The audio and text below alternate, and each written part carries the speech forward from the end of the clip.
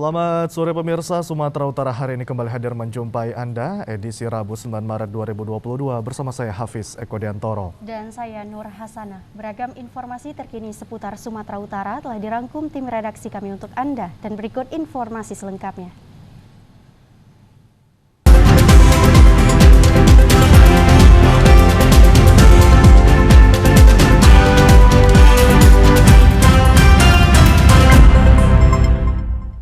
Pemirsa, Polres Padang Sidimpuan menggelar rekonstruksi kasus pembunuhan terhadap seorang mantan dokter gigi di Hutaim Baru, Kota Padang Sidimpuan. Rekonstruksi tersebut dilakukan untuk mengetahui secara detail rangkaian peristiwa pembunuhan yang terjadi pada bulan Desember yang lalu.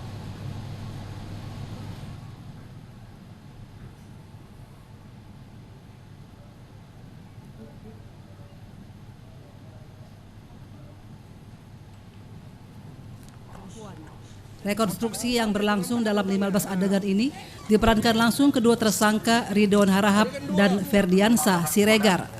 Dalam rekonstruksi ini kedua pelaku memperagakan memanjat dinding menggunakan ayakan pasir, lalu masuk ke halaman belakang rumah korban dan merusak ventilasi kamar mandi yang berada di dalam kamar pribadi korban. Dalam rekonstruksi ini diketahui korban tewas dicekik dan dibekap ketika memergoki kedua pelaku yang hendak melakukan pencurian di dalam rumah korban di Bagas Godang, Jalan Ompu Sarudak, Kecamatan Hutaim Baru pada bulan Desember tahun 2021 lalu. Korban pembunuhan ini merupakan mantan Kepala Unit Kesehatan Depnaker Trans RI di Jakarta. Kasat Reskrim AKP Bambang Priyatno menjelaskan, rekonstruksi ini digelar untuk melihat gambaran tindakan pidana yang terjadi dan disinkronkan dengan keterangan kedua tersangka pada saat di BAP oleh penyidik. Jadi kejadian ini ditemukannya jasad korban pada tanggal 18 Desember 2021, ya, di mana dari hasil penyelidikan yang kami lakukan, kami menemukan ada kejanggalan dalam proses meninggalnya korban. Kemudian kita lakukan penyelidikan dan kita dapat faktakan, kita temukan barang bukti milik korban, kemudian kita faktakan kembali, kita klarifikasi, lalu kami lakukan penangkapan terhadap pelaku. Dalam rekonstruksi ini petugas kepolisian dengan ketat mengawal pagar rumah korban karena ratusan warga setempat menyaksikan adegan rekonstruksi ini dari luar pagar rumah.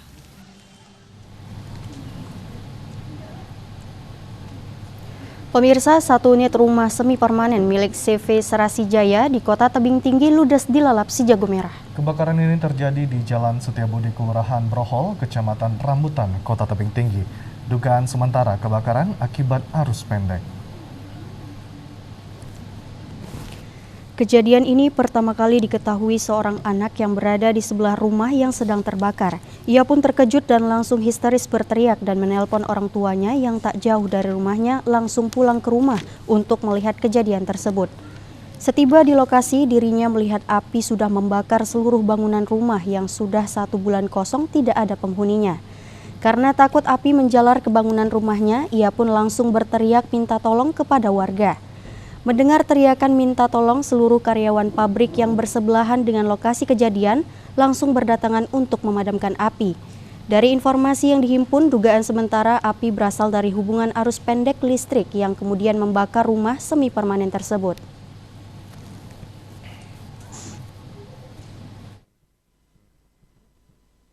Anak di rumah, anak kan jerit-jerit ini.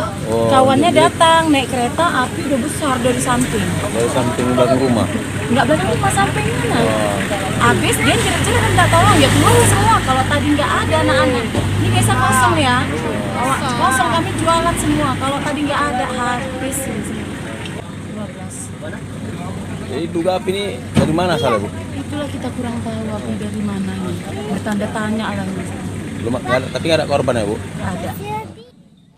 Api pun berhasil dipadamkan setelah pemadam kebakaran menurunkan 5 unit mobil damkar milik Pemko Tebing Tinggi guna memadamkan api. Tidak ada korban jiwa dalam kejadian ini, namun kejadian ditaksir mencapai puluhan juta rupiah. Sebanyak belasan ribu butir pil ekstasi serta ratusan gram sabu-sabu berhasil diamankan Polres Tebing Tinggi, Sumatera Utara.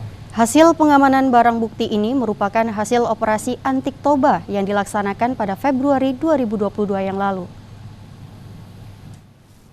Polres Tebing Tinggi berhasil mengungkap peredaran gelap narkotika jenis pil ekstasi sebanyak 13.500 butir. Selain ekstasi, petugas juga berhasil mengamankan sabu-sabu seberat 173,72 gram serta ganja seberat 4 gram. Hal ini dipaparkan dalam press rilis operasi Antik Toba yang digelar Polres Tebing Tinggi di Mapolres Jalan Pahlawan, Kota Tebing Tinggi. Operasi Antik Toba yang dilaksanakan dari tanggal 2 Februari sampai dengan 22 Februari 2022 berhasil mengungkap 25 laporan polisi dengan jumlah tersangka 27 orang pria dan 2 orang perempuan dengan jumlah total 29 orang pengedar. Tahun 2022. Hasilnya Pak? Hasilnya kita ada 25 LP dengan barang bukti ekstasi 13.252 butir dan sabu-sabu seberat 64,96 gram. Untuk pelaku Pak? Ada berapa orang yang dapat Pak? Untuk pelaku untuk ekstasi ada 2 orang dan untuk sabu-sabu 1 orang. Saat ini seluruh barang bukti narkoba beserta seluruh tersangka sudah diamankan di Mapolres Tebing Tinggi. Seluruh tersangka dijerat dengan pasal 114 ayat 1 dan 2, subsider pasal 112 ayat 1 dan 2, Undang-Undang RI nomor 35 tahun 2009 tentang narkotika dengan ancaman hukuman maksimal 20 tahun penjara. Pemirsa, tim gabungan Polri, TNI, dan Muspika Kecamatan Biru-Biru, Kabupaten Deli Serdang, Selasa siang menggerebek kampung narkoba dan lokasi perjudian. Dari lokasi kejadian, petugas berhasil menyita sejumlah paket serta alat hisap sabu dan merubuhkan 2 gubuk yang disinyalir dijadikan sebagai tempat mengkonsumsi narkoba. Penggerebekan tim gabungan melibatkan Polri, TNI, dan Muspika Kecamatan Biru-Biru, Kabupaten Deli Serdang dilakukan di Desa Selamat dan Desa Sidodadi yang dikenal sebagai kampung narkoba serta marak aktivitas perjudian. Penggerebekan dipimpin Wakapolsek Biru-Biru bersama Babinsa Koramil 04 Si Biru-Biru dan Muspika Kecamatan Biru-Biru langsung mendatangi Desa Selamat Perumahan Asabri. Dari lokasi kejadian, petugas menemukan sejumlah alat hisap sabu dan klip plastik sabu yang sudah digunakan. Penggerebekan narkoba tim gabungan kemudian berlanjut ke Desa Sidomulya dan dari lokasi juga ditemukan barang bukti yang berupa dan tidak menemukan para pemakai narkoba. Setelah menyita alat hisap dan klip plastik sabu, petugas kemudian merubuhkan 2 gubuk yang disinyalir digunakan sebagai tempat pesta narkoba dan transaksi penjualan barang haram tersebut. Dari penggerebekan, petugas juga menemukan mesin-mesin judi ketangkasan yang sudah tidak beroperasi lagi di lokasi, yang mana sebelumnya telah dilakukan penggerebekan oleh Polrestabes Deli Serdang. Kapolsek Biru-Biru Ibtu Jalizar mengatakan penggerebekan untuk menindaklanjuti laporan warga karena maraknya peredaran narkoba dan perjudian, namun saat dilakukan pengecekan di lokasi, petugas tidak menemukan aktivitas perjudian atau pemakai narkoba. Kegiatan hari ini kita melakukan sweeping di Dusun Kolombia, di perumahan Asabri tadi, dan terakhir di perumahan Citarum ya. Itu sebagai barang bukti bagi kita, sebagai acuan dalam melaksanakan tugas ke depan, bahwa di sana itu memang ada peredaran narkoba dan kita akan tidak lanjuti ke depan. Harapannya ini ke depan Pak? Harapan kita ke depan, wilayah hukum Polsek Biru-Biru bersih dari narkoba dan judi. Warga berterima kasih kepada petugas menindaklanjuti laporan mereka yang mana keberadaan lokasi judi dan narkoba sudah sangat meresahkan.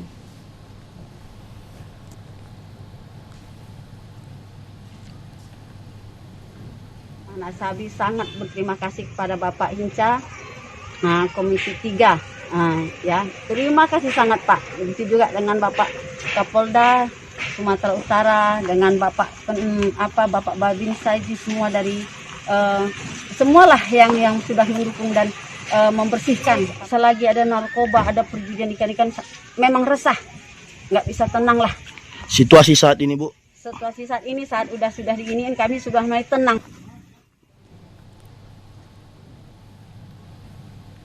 Pemirsa, Hari Musik Nasional adalah peringatan hari musik di Indonesia yang jatuh pada setiap tanggal 9 Maret setiap tahunnya.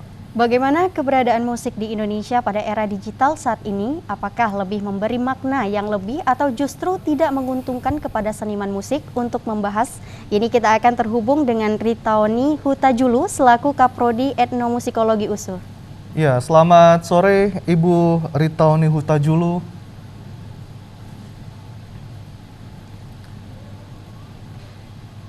Bisa mendengar suara kami Ibu? Selamat sore Ibu Ritaoni Hutajulu.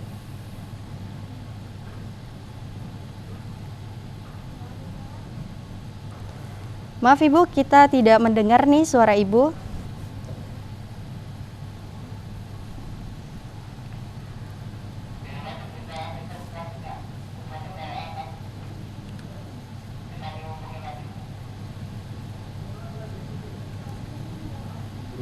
Baik pemirsa, kita nanti akan tersambung kembali dengan Ibu Ritaoni Hutajulu selaku Kaprodi Etnomusikologi USU. Dan pemirsa, kita akan beralih ke informasi selanjutnya di mana PT Angkasa Pura II Bandara Internasional Kuala Namu mulai memberlakukan kebijakan penumpang tanpa syarat antigen maupun PCR.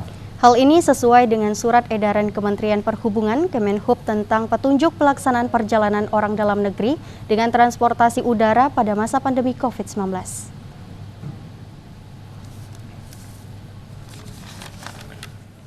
Sesuai SE Kemenhub nomor 21 tahun 2022, setiap penumpang pesawat rute domestik yang telah mendapatkan vaksinasi dosis kedua atau vaksinasi dosis ketiga booster tidak diwajibkan menunjukkan hasil negatif tes RT-PCR atau rapid test antigen. Bagi penumpang rute domestik yang telah mendapatkan vaksinasi dosis pertama, wajib menunjukkan hasil negatif tes RT-PCR yang sampelnya diambil dalam kurun waktu 3 kali 24 jam atau rapid test antigen yang sampelnya diambil dalam kurun waktu 1 kali 24 jam sebelum keberangkatan sebagai syarat perjalanan. Sementara itu, penumpang rute domestik dengan kondisi kesehatan khusus atau penyakit komorbid yang menyebabkan pelaku perjalanan tidak dapat menerima vaksinasi, wajib menunjukkan hasil negatif tes RT-PCR yang sampelnya diambil 3 kali 24 jam atau rapid test antigen yang sampelnya diambil dalam kurun waktu maksimal 1 kali 24 jam sebelum keberangkatan. Sebagai syarat perjalanan dan persyaratan wajib melampirkan surat keterangan dokter dari rumah sakit pemerintah yang menyatakan bahwa yang bersangkutan belum atau tidak dapat mengikuti vaksinasi. Adapun penumpang rute domestik berusia di bawah 6 tahun dapat melakukan perjalanan dengan pendamping perjalanan dan menerapkan protokol kesehatan secara ketat. Manager of Branch Communication and Legal PT Angkasa Pura II Bandara Kuala Namu Chandra Gumilar mengakui pihaknya bersama dengan seluruh stakeholder telah berkoordinasi untuk menerapkan ketentuan perjalanan sesuai dengan SE Kemenhub nomor 21 tahun 2022.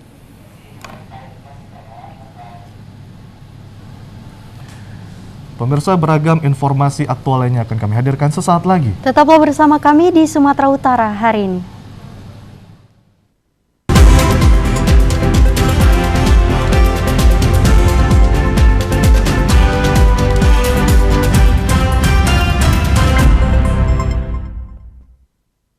Ayo, cegah stunting. Kunjungi bidan andalan Anda untuk merencanakan dan mengatur jarak kehamilan untuk tumbuh kembang buah hati yang optimal. Cegah stunting itu penting melalui perencanaan keluarga. Khawatir ber-KB? Tunda kehamilan dan raih cita-cita dengan Andalan FE. Andalan laktasi untuk ibu menyusui. Ber-KB itu mudah. Andalan pilihan perempuan Indonesia.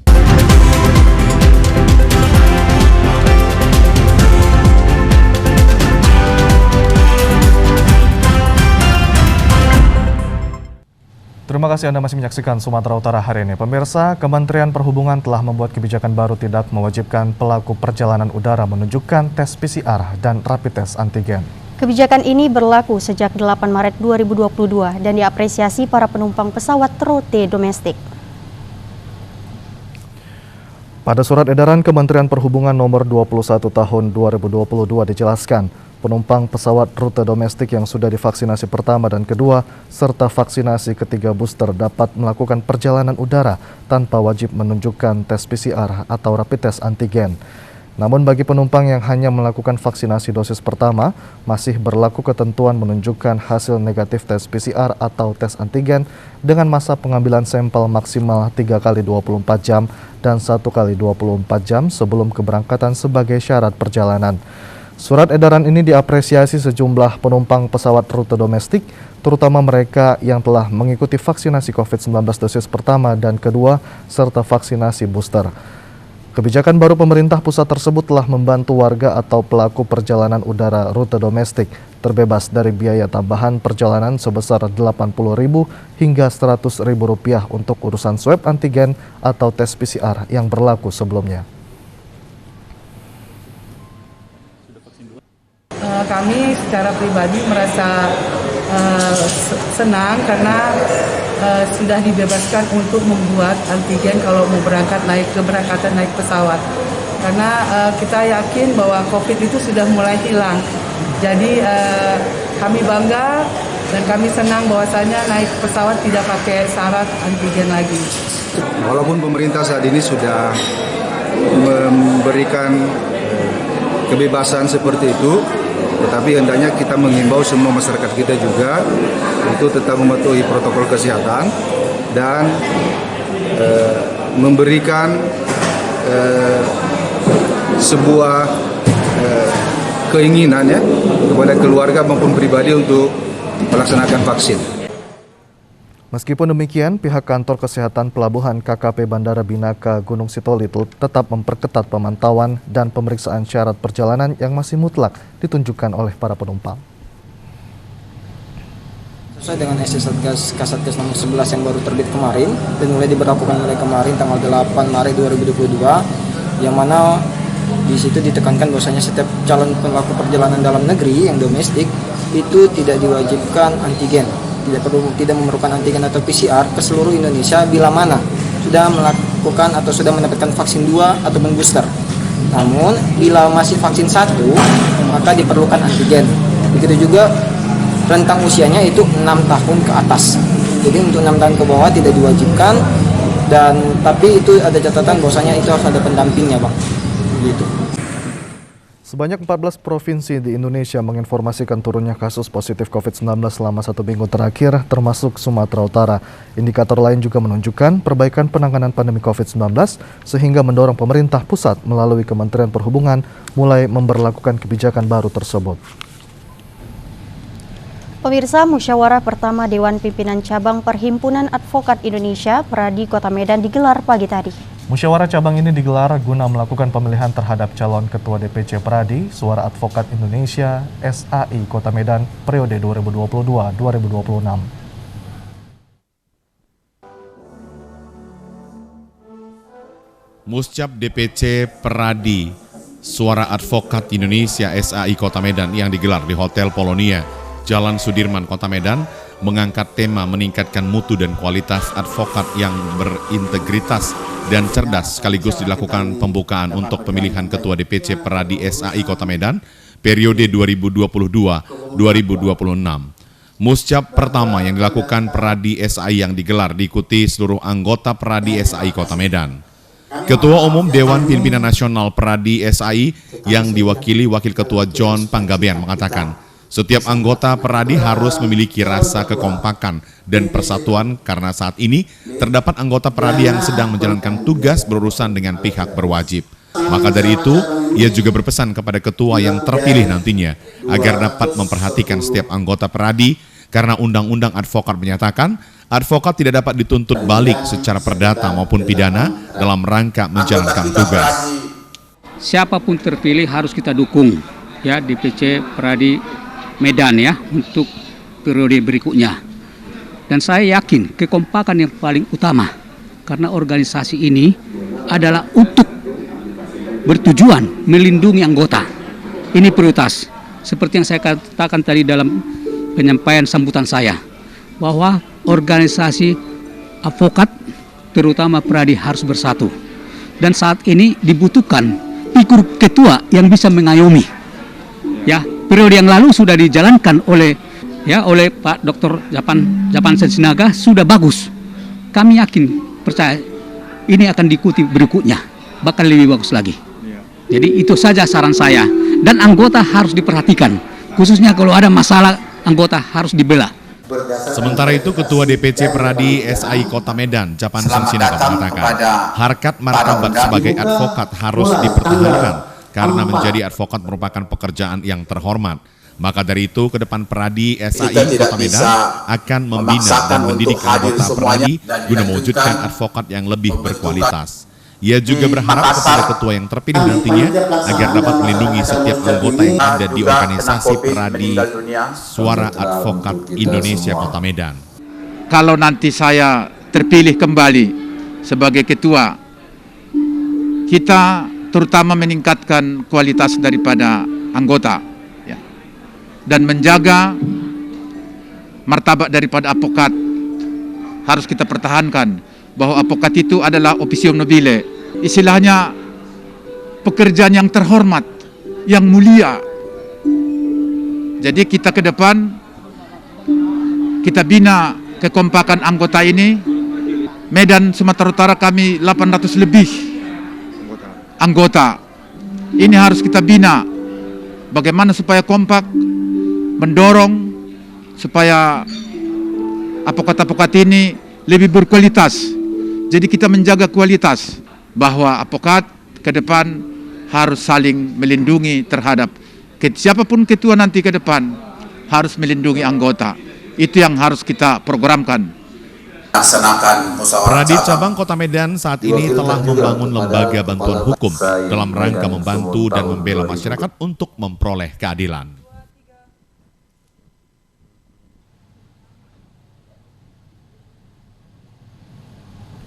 Advokat merupakan salah satu komponen penting dalam sistem peradilan pidana yang berperan sebagai penyeimbang kewenangan dari negara. Maka dari itu seorang advokat dituntut untuk memiliki mental, integrasi, kecakapan, dan keterampilan yang memadai dalam menjalankan tugasnya. Berikut tanggapan Ketua Steering Komite Musyawarah Cabang Pertama Dewan Pimpinan Cabang Perhimpunan Advokat Indonesia Peradi Kota Medan, Warinson Sinaga SHMH. Bagaimana meningkatkan kualitas advokat yang berintegritas dan cerdas, sehingga advokat nantinya benar-benar menjadi aset masyarakat dan aset bangsa, bisa memikul beban terhadap situasi hukum yang ada di negara kita ini, supaya advokat dapat berbagi, merangkul masyarakat tidak mampu. Makanya musda pertama ini kita akan sukseskan untuk mencapai apa yang diinginkan oleh pemerintah dan diinginkan oleh advokat itu sendiri. Pemirsa, Keepin School, sebuah aplikasi yang dibuat untuk siswa tingkat SD, SMP, SMA, dan SMK, berisi pustaka pembelajaran lengkap dan sistem ujian yang ditujukan untuk sekolah-sekolah di Indonesia sebagai sarana belajar dan berlatih dalam satu paket. Aplikasi Keepin School ini dapat di-download karena berisi beragam materi pembelajaran seper 200.500 buku pelajaran sekolah, terbitan Kemdikbud, 1.500 video pendidikan, 25.000 yang ditambah dengan soal latihan tryout untuk seluruh tingkat SD, SMP, SMA, dan SMK yang sangat dibutuhkan oleh semua sekolah dan siswa di seluruh tingkatan sekolah. Untuk aplikasi Keepin School ini telah diuji coba oleh Dinas Pendidikan Kabupaten Toba di beberapa sekolah seperti di SMP Negeri 1 Balige, SMP Negeri 1 Laguboti, SMP Negeri 1 Siantar Narumonda, SMP Negeri 1 Lumban Julu, dan SMP Negeri 4 Matio.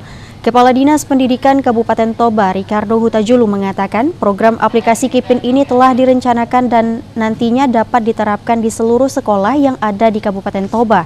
Menurutnya, dengan menggunakan aplikasi Keepin School, maka sekolah bisa mendapatkan materi pelajaran lengkap sesuai dengan kurikulum pendidikan 2013 dan data terus diupdate setiap bulannya, di mana siswa dan guru akan mendapatkan data-data terbaru dengan cuma-cuma.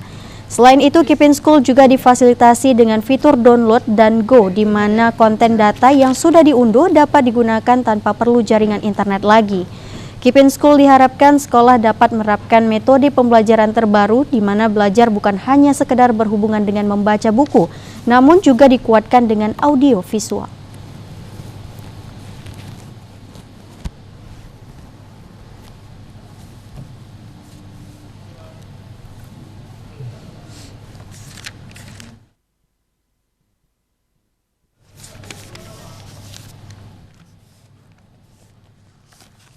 KIPIN ini bukan suatu hal yang baru.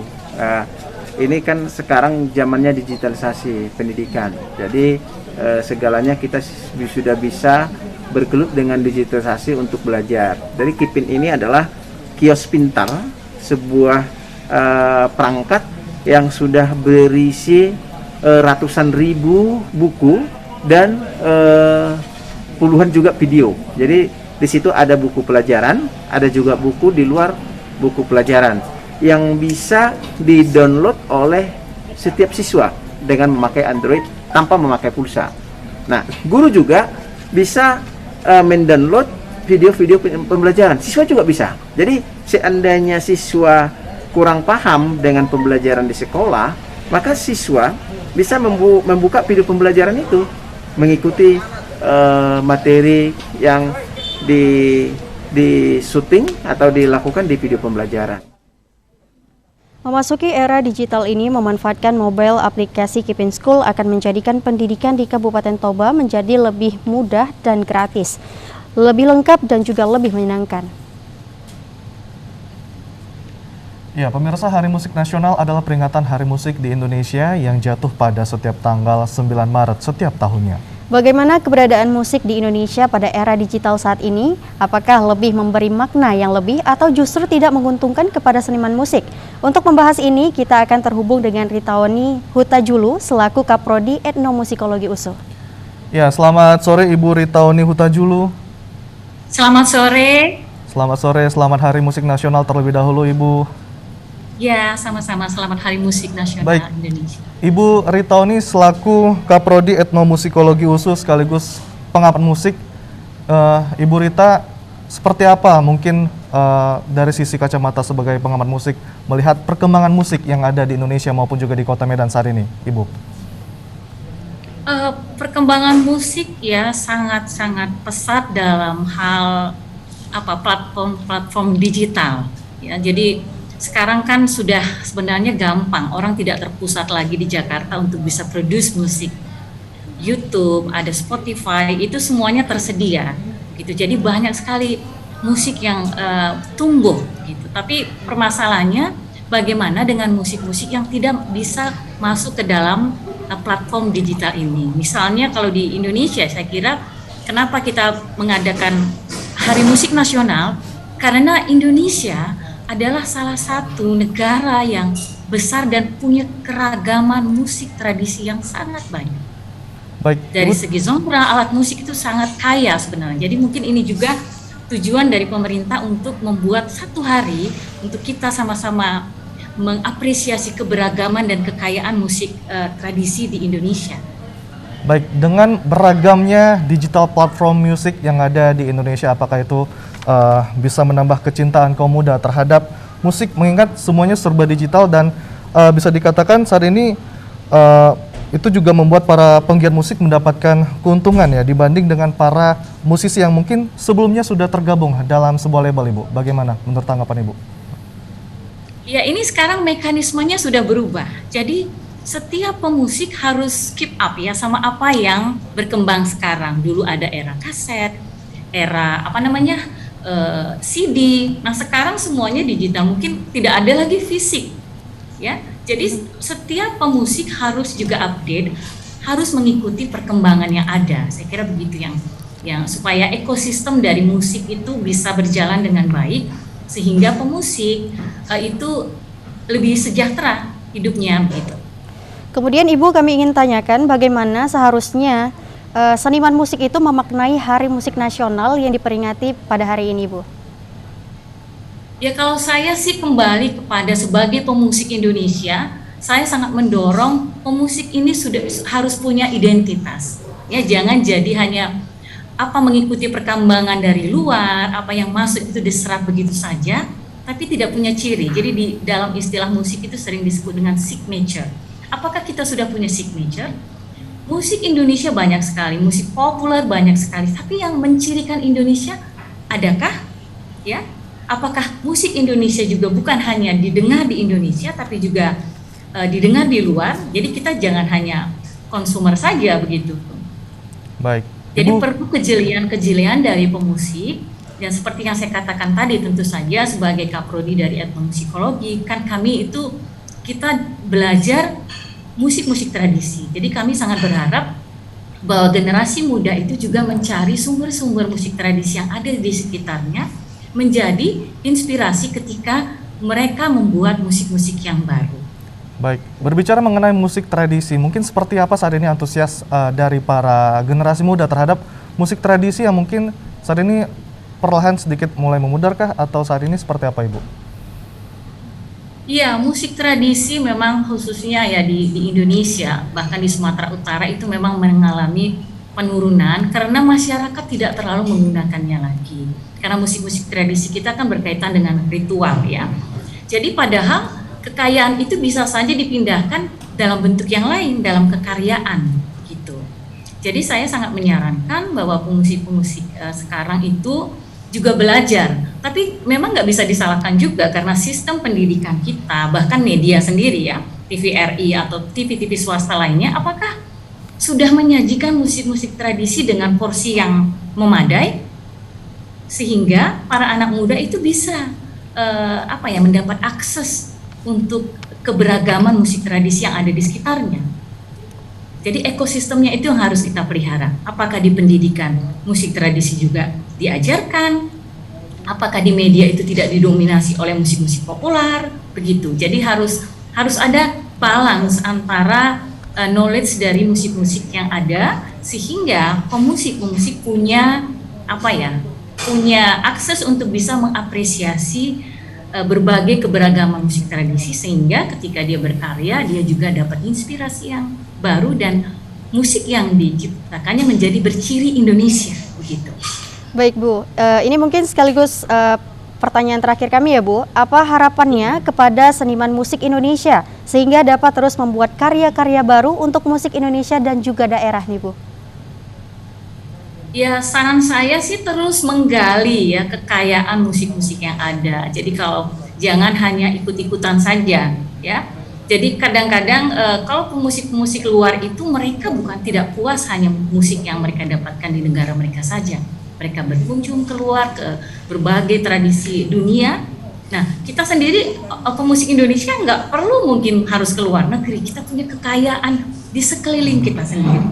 Ya, jadi lebih aktif, berkenalan, pergi ke maestro-maestro musik tradisi sehingga perbendaharaan musiknya menjadi lebih kaya. Baik, artinya musisi-musisi Kota Medan, generasi-generasi muda penerus bangsa pastinya saat ini juga berpotensi untuk menjadi para musisi-musisi internasional ke depannya nanti ya Bu ya. Terima kasih Ibu Rita Uni Hutajulu selaku Kaprodi Etnomusikologi USU telah berbincang bersama kami dalam rangka Hari Musik Nasional. Selamat sore Ibu, salam sehat, selamat bertugas kembali. Selamat sore, salam sehat. Baik, pemirsa kita ke informasi selanjutnya di mana pencerahan bagi warga kurang mampu dalam pelaksanaan akad nikah perlu dilakukan mengingat aturan Islam sudah menjelaskan. Pada prakteknya dalam masyarakat masih ada yang belum menerapkan pencerahan tersebut.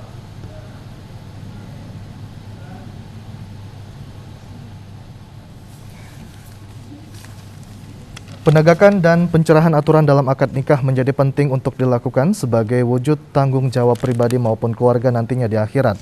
Pengertian dalam makna Islam sendiri memiliki arti tidak kacau atau tidak beraturan, namun sesungguhnya haruslah dapat ditegakkan sendi-sendi kehidupan yang kokoh, kuat, dan sesuai dengan tuntunan yang ada. Untuk itu perlu ada proses dalam berkehidupan rumah tangga. Dalam hal ini proses tata cara nikah yang harus ditegakkan. Proses hubungan berkeluarga tersebut harus diterapkan sesuai tuntunan agama dan jika tidak dilakukan ke depan keturunan bagi penyandang keluarga juga akan rusak.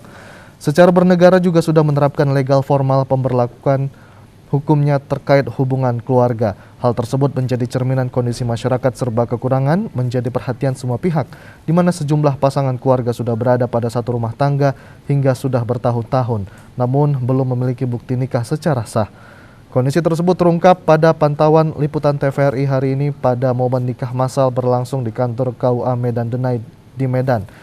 Ketua Wadah Forum Silaturahmi yang juga Ketua Yayasan Hikmatul Fadilah mengatakan kegiatan nikah massal dilakukan bekerjasama dengan KUA Medan Denai dengan dukungan Yayasan Hikmatul Fadilah dengan penyelenggara Persatuan Perempuan Tauhid Tasawuf atau P2T yang mursyidnya di Aceh Selatan Haji Amran Wali Al-Halidi.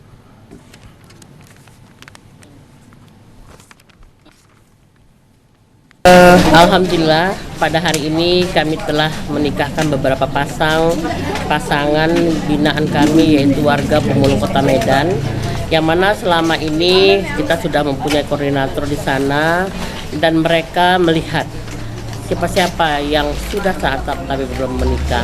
Nah, untuk itu kemarin kami sudah survei ke lapangan, akhirnya dapat beberapa pasang.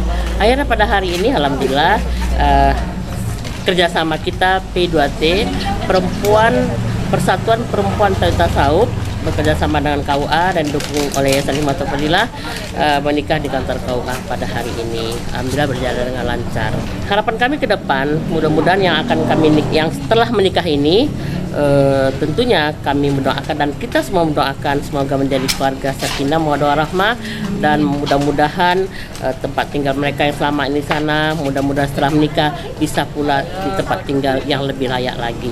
Pernikahan ini bisa dilaksanakan berkat kerjasama dengan P2T Persatuan Tauhid Tasawuf Sumatera Utara, dan kita menyambut baik pelaksanaan kegiatan pernikahan massal ini karena dengan pernikahan massal ini maka memberikan kepastian hukum kepada pasangan yang belum memiliki buku nikah untuk mendapatkan legal formal dalam pernikahan mereka dalam kehidupannya begitu.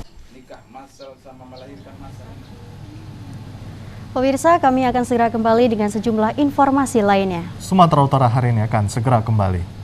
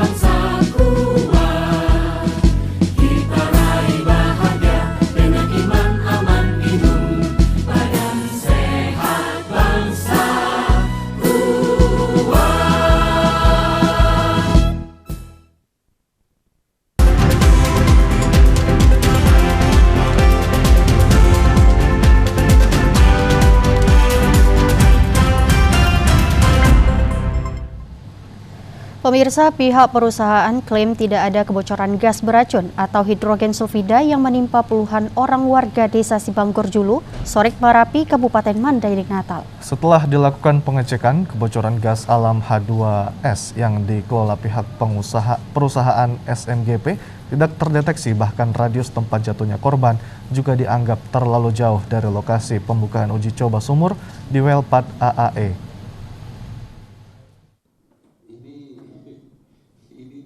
Insiden keracunan gas alam yang menimpa 58 warga desa Sibanggor Julu masih terus diselidiki dalam pertemuan antara pihak perusahaan dan Forum Komunikasi Pimpinan Daerah Kabupaten Mandailing Natal.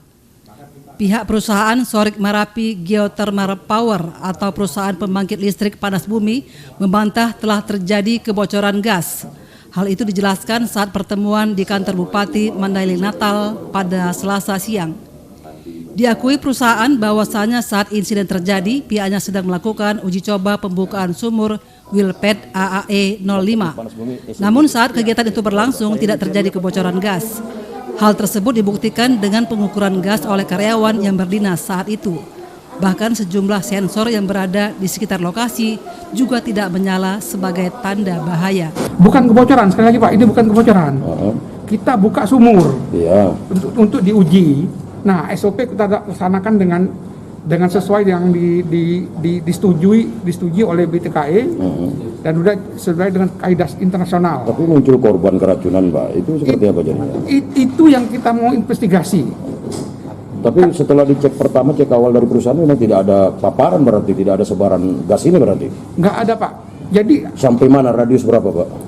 Jadi di 300 meter dong. Perkampungan warga itu? Nah, korban itu? Bukan, 300 meter itu masih di luar kampung.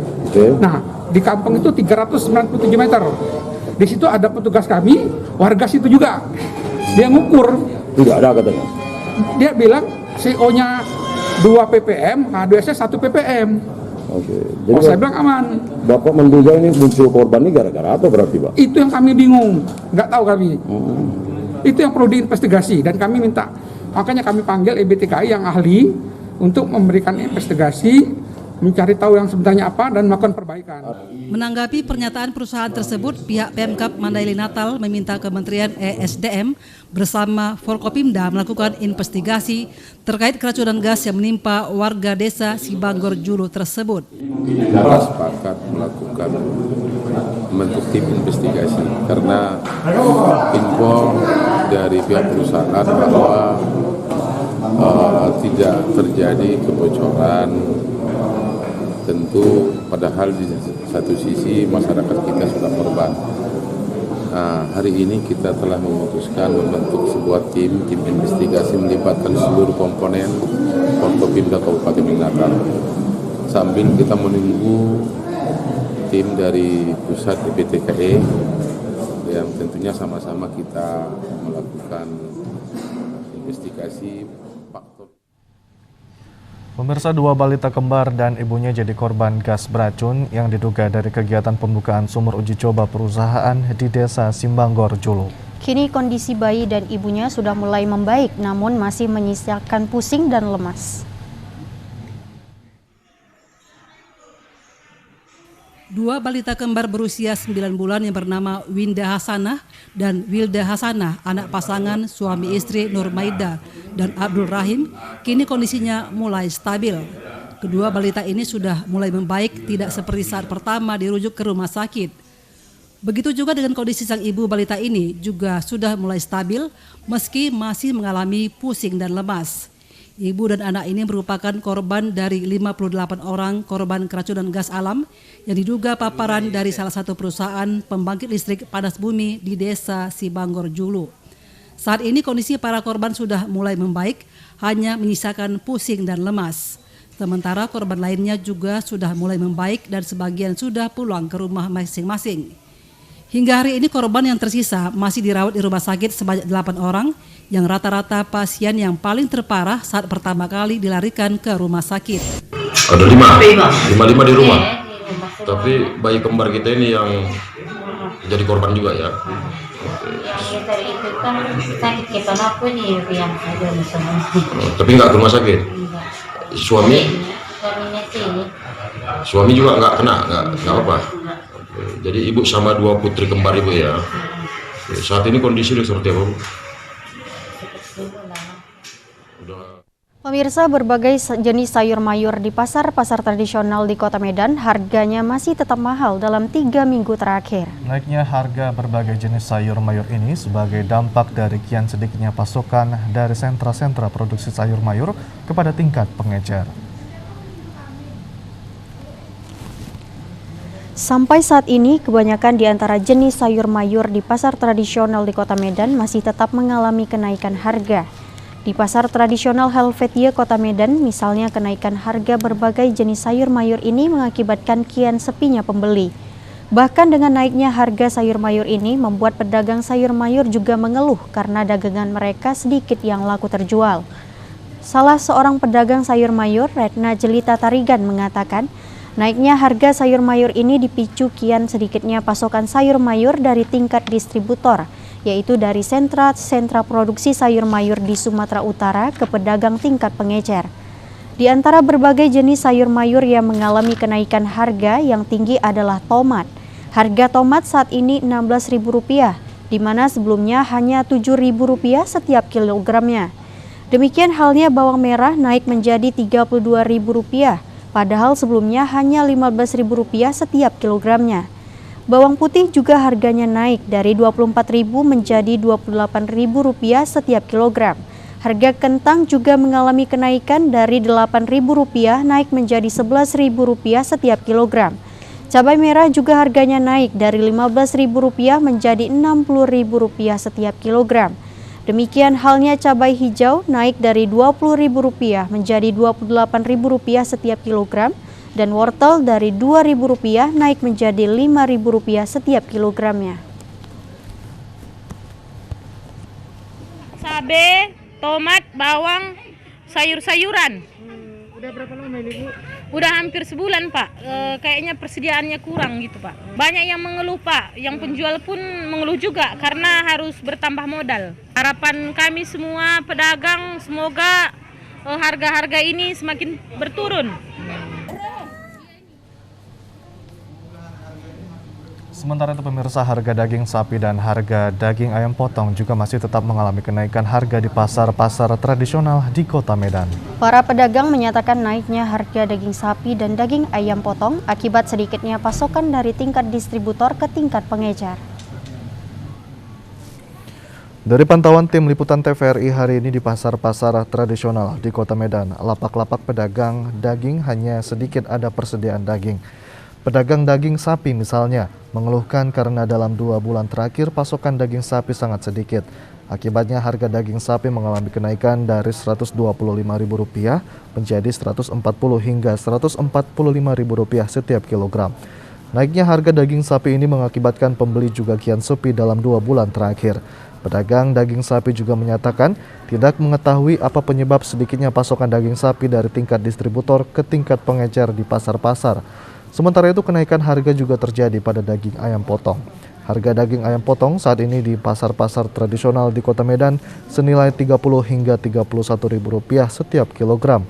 Selama ini harga daging ayam potong secara normal yaitu senilai Rp27 hingga Rp28.000 setiap kilogram. Pedagang ayam potong juga menyatakan pasokan daging ayam potong dari tingkat distributor juga sangat sedikit, sehingga berdampak terhadap kenaikan harga yang selalu berubah-ubah setiap hari pada tingkat pengecer. Dengan naiknya harga daging ayam potong ini, maka para pembeli baik untuk kebutuhan rumah tangga maupun untuk pengelola rumah makan saat ini mengurangi jumlah pembeliannya. Pemirsa, untuk memperingati Hari Jadi Kabupaten Toba yang ke-23, Pemkab Toba gelar rangkaian kegiatan peduli kesehatan dan pendidikan masyarakat. Dalam rangkaian kegiatan ini, Pemkab Toba gelar beberapa kegiatan yang langsung menyentuh kepada masyarakat di Desa Parsauran Ajibata, Kecamatan Ajibata, Kabupaten Toba, Sumatera Utara.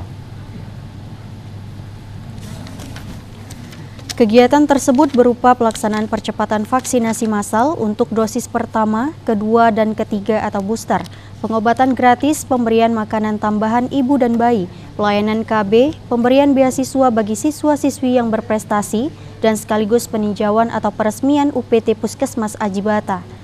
Bupati Toba Poltak Sitorus mengatakan aspek kesehatan merupakan hal yang sangat fundamental. Aspek ini merupakan memberikan dampak yang begitu signifikan terhadap sektor lainnya, seperti pandemi COVID-19 yang berlangsung hingga saat ini.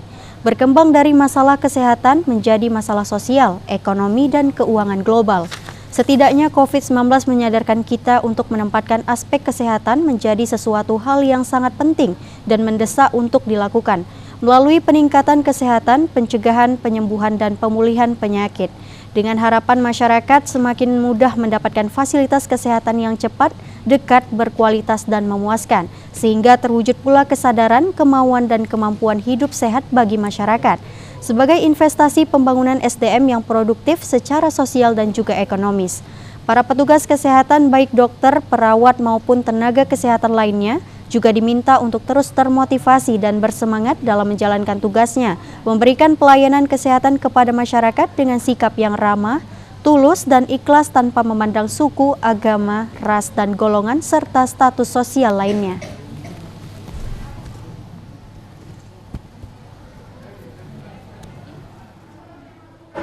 dalam rangka ulang tahun Toba yang ke-23, kita melakukan serangkaian kegiatan peduli kesehatan. Kita memberikan makanan tambahan bagi ibu hamil dan juga anak balita, karena kita ingin kita sama-sama bertekad untuk mengatasi masalah stunting seperti arahan dari Pak Presiden. Bedah Rumah menjadi salah satu program pemerintah pusat, provinsi, dan daerah yang diperuntukkan bagi warga tidak mampu atau miskin. Melalui program ini diharapkan akan tercipta suasana rumah yang lebih nyaman dan sehat sekaligus meningkatkan kualitas hidup masyarakat miskin yang lebih baik.